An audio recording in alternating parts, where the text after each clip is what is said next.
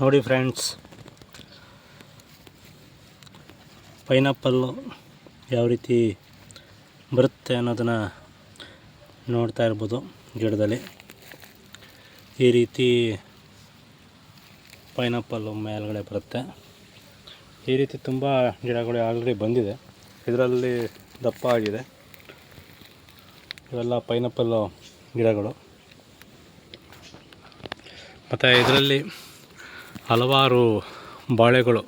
ಹಲವಾರು ಜಾತಿಯ ಬಾಳೆ ಗಿಡಗಳು ಕೂಡ ಇಲ್ಲಿದೆ.